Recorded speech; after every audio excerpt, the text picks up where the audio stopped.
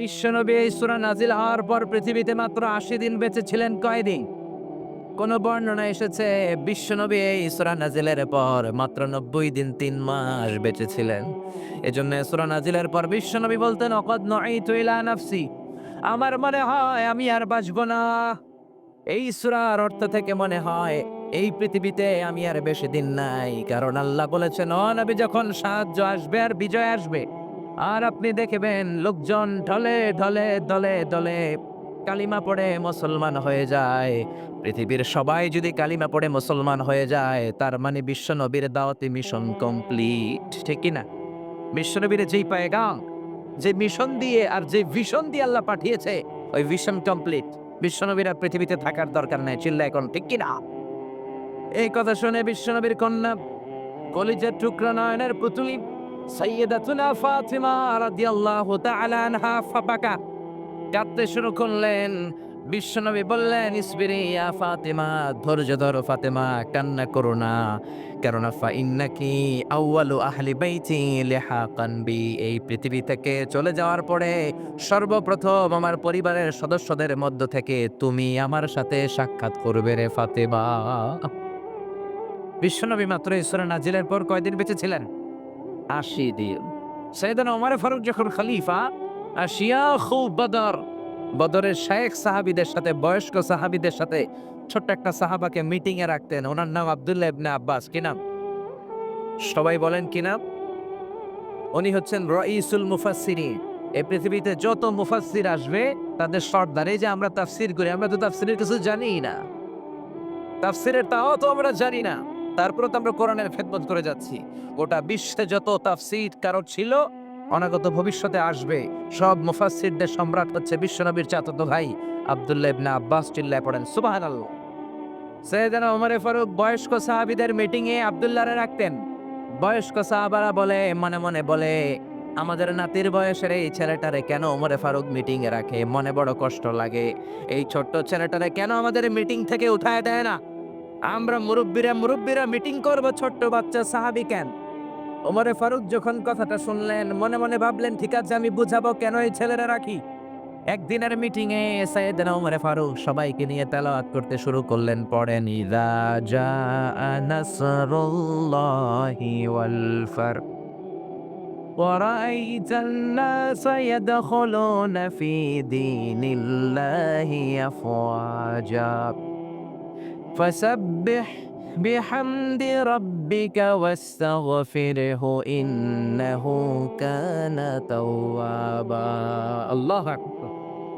এই সূরা তেলাওয়াত করে সাইয়েদনা ওমর ফারুক এক সাত বয়স্ক সাহাবীরে বললেন, ও বয়স্ক শিয়াখ বাদার, এই সূরা থেকে কি বুঝেছেন বলেন? সাহাবী বলে, আমি বুঝেছি বিজয় দিতে পারে একজন, তিনি কে? ওমর ফারুক বলে, হয় নাই। আরেক সাহাবীরে বললেন, আপনি বলেন তো এই সূরা থেকে আপনি কি বুঝছেন? আরেক সাহাবী বলল, আমি বুঝেছি আমাদেরকে আরো বড় বড় শহর বিজয় করতে হবে। ওমর ফারুক বললেন, হয় নাই। আরেক বয়স্ক সাহাবীরে ধরলেন, আপনি কি বুঝছেন সূরা নাসর থেকে? উনি বললেন, আমি বুঝেছি বিজয় লাভ করার পরে প্রশংসা করতে হবে একজনের, তিনি কে? ওমরে ফারুক বললেন, হয় নাই। পেছনে বসে আছে ছোট্ট আব্দুল্লাহ ইবনে আব্বাস, ডেকে পাঠালেন, আব্দুল্লাহ সামনে আসো, তুমি কি বুঝেছো? আব্দুল্লাহ ইবনে আব্বাস বলল, আমি বুঝেছি হুয়া আজালু রাসূলিল্লাহ, এই সূরা নাজিলের পর বিশ্বনবী যে পৃথিবীতে বেশি দিন বেঁচে থাকবে না, আমি এই জিনিসটা বুঝেছি। ওমর ফারুক বললেন, আসাবতা ইয়া আব্দুল্লাহ ইবনে আব্বাস। আব্দুল্লাহ ইবনে আব্বাস বয়স্ক সাহাবারা একজনও সঠিক উত্তর দিতে পারে নাই। সঠিক উত্তর হয়েছে সেটা যেটা তুমি বলেছো। সুবহানাল্লাহ। তার মানে এই সূরা হচ্ছে বিশ্বনবী যে থাকবেন না তার আগাম বার্তা এই সূরার ভেতরে আছে না নাই? কারণ বিশ্বনবী চলে যাবেন, বিশ্বনবীকে আল্লাহ যখন সাহায্য দিলেন, বিশ্বনবীর হাতে যখন বিজয়ের ঝান্ডা দিয়ে দিলেন, বিশ্বনবীর হাতে হাত রেখে যখন কালিমা পড়ে সবাই মুসলমান হতে শুরু করলো, তার মানে বিশ্বনবীর দাওয়াতি মিশন কমপ্লিট। বিশ্বনবীরা এখন উঠায় নিল, বিশ্বনবীর ইসলাম পৃথিবীতে থাকবে। বিশ্বনবীরা এখন পৃথিবী থেকে নিয়ে গেল, কালিমার বাণীকে, কোরআনের বাণীকে কেউ বুঝতে পারবে না। চিল্লা এখন ঠিক কি না? এজন্য আল্লাহ বললেন, ইযা জাআ নাসরুল্লাহি ওয়াল ফাতহ, ও নবী যখন সাহায্য আসবে, বিজয় আসবে, সাহায্য আমাদেরকে দান করে কে?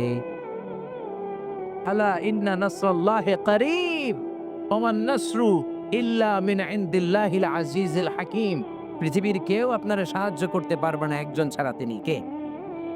আল্লাহ বললেন, নবী যখন আমি আপনারে সাহায্য করব, যখন আমি আপনারে বিজয় দিব, এই ফাতহ দ্বারা উদ্দেশ্য হচ্ছে ফাতহে মক্কা, মানে মক্কা বিজয়। কি বিজয়?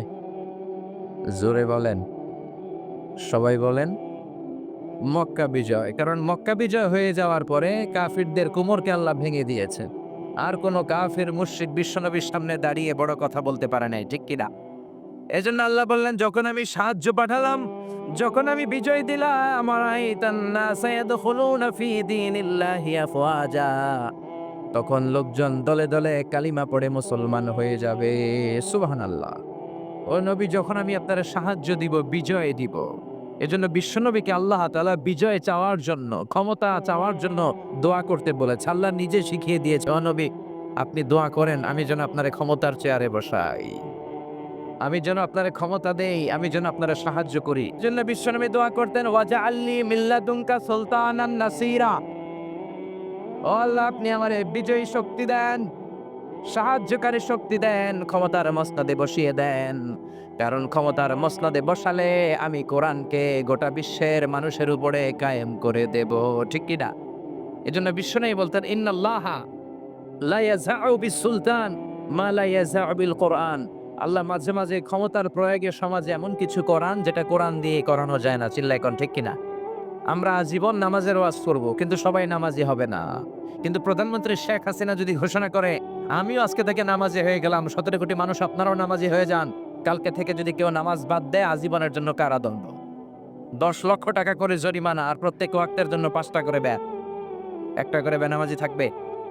বাংলার জমিনে কোনো জেলায়, কোনো থানায়, কোনো গ্রামে, কোনো মহল্লায়, কোনো পাড়ায়, কোনো বাড়িতে কোনো বেনামাজি থাকবে? চিল্লায় বলেন, থাকবে? আমরা আজীবন ওয়াজ করলেও আপনারা নামাজি হবেন না। নসিব যাদের ভালো তারা হবেন, কিন্তু বাকিরা বেনামাজি। তার মানে সবকিছু ওয়াজ দিয়ে হয় না। মাইরের দরকার আছে না নাই? ক্ষমতার দরকার আছে না নাই? ও মিয়া, বড় বড় আল্লাহর ওলিরা, আলেম ওলামারা বাংলার জমিনে সুদের বিরুদ্ধে ওয়াজ করেছে, মদের বিরুদ্ধে ওয়াজ করেছে, আমরাও করব, কিন্তু আজ মদ আছে না নাই? জোরে বলেন। খতিব ওবায়দুল হক সাহেব কত বড় খতিব ছিল বাইতুল মোকাররমের, উনি সুদের বিরুদ্ধে, মদের বিরুদ্ধে ওয়াজ করতে করতে মরে গেলেন, কিন্তু মদ মরে নাই, সুদ মরে নাই। মুফতি ফজলুল হক আমিনী কত বড় মুফতি ছিলেন, ওয়াজ করতে করতে মদের বিরুদ্ধে, সুদের বিরুদ্ধে ওয়াজ করতে করতে উনি মরে গেলেন, কিন্তু সুদ মরে নাই। বড় বড় আল্লাহর ওলিরা, চরমনায়ের পীর সাহেব, আগের পীর সাহেব, সারসিনার আগের পীর সাহেব, আড়াইবাড়ির পীর সাহেবরা মদের বিরুদ্ধে ওয়াজ করেছে। আমার নানা ভাই আড়াইবাড়ির পীর সাহেব, উনি মদের বিরুদ্ধে ওয়াজ করতে করতে মরে যাবে, কিন্তু মদ মরবে না। আমি আজারি মদ আর সুদের বিরুদ্ধে ওয়াজ করতে করতে আমিও মরে যাব, কিন্তু সুদ মরবে না। কারণ আইন প্রতিষ্ঠা করে যেটাকে সমাজে চালু করা হয়, ওইটা ওয়াজে মরে না, ওইটা আরেকটা আইন দিয়ে দমন করতে হয়। চিল্লায় বলেন ঠিক কিনা? এজন্য কোরআনের পক্ষে আইন বানানোর জন্য মসনদে, সংসদে কোরআন ঢুকানোর দরকার আছে না নাই? ওয়াজ দিয়ে সুদ মরে না, মদ মরে না। মদ মারতে হলে কোরআনকে মসনদে বসাতে হবে। এজন্য বিশ্বনবী বললেন, ওয়াজআলনি মিন লাদুনকা সুলতানান নাসীরা। ও আল্লাহ, আপনি আমারে ক্ষমতা দেন, যাতে ক্ষমতা পেয়ে কোরআনের রাজকে আমি সমাজে চালু করে দিতে পারি, ঠিক কি না? এজন্য আল্লাহ বললেন, ওয়ারাআইতান নাসা ইয়াদখুলুনা ফি দীনিল্লাহি আফওয়াজা। ও নবী, আপনি দেখবেন আপনারা যখন আমি ক্ষমতার মসনদে বসাবো, ক্ষমতার চেয়ারে বসাবো, আর ওই ক্ষমতা দিয়ে যখন আপনি কোরআনকে এস্টাবলিশ করবেন, লোকজন দলে দলে, ঢলে ঢলে, বাঁধ ভাঙা জোয়ারের মতো কালিমা পড়ে পড়ে সবাই মুসলমান হয়ে যাবে, ঠিক কি না? কোরআনের এই অগ্রযাত্রা, ইসলামের এই অগ্রযাত্রা পৃথিবীর কেউ ঠেকাতে পারবে? কোন জেল, জরিমানা, রক্তচক্ষুর ভয় দেখিয়ে কোরআনের আওয়াজকে থামানো যায়? কোরআনের আওয়াজকে থামানো যাবে? কোরআনের ব্যাপারটা একেবারেই ভিন্ন। এটারে থামাইতে গেলে এটা লাফাইয়া ওঠে, এটারে বন্ধ করতে চাইলে এটা হুঙ্কার দিয়ে গর্জে ওঠে। চিল্লায় এখন ঠিক কিনা? কোরআনের আওয়াজকে বন্ধ করা যায় না। খ্রিস্টানদের এখন সবচেয়ে বড় চিন্তা, who is this Mohammad, what is this Quran, what is this Islam? কি এই ইসলাম, কে এই মোহাম্মদ, কি এই কোরআন? বিশ্বনবীর নাম লিখে তারা অনলাইনে সার্চ করে। দে search by writing Muhammad, then they find a big biography of the last messenger. They read, they become convinced, they cry, and some of them they accept Islam. তারা বিশ্বনবী সম্পর্কে জানার জন্য বিশ্বনবীর নাম লেখা অনলাইনে সার্চ দেয়। অনলাইনে বিশ্বনবীর জীবনী পায়, পড়ে তারা অবাক হয়, অনেকে চোখের পানি ছাড়ে, যাদের নসিব ভালো কালিমা পড়ে মুসলমান হয়ে যায়। খোদ আমেরিকাতে এখন মুসলমানের সংখ্যা ৩০ লাখেরও বেশি।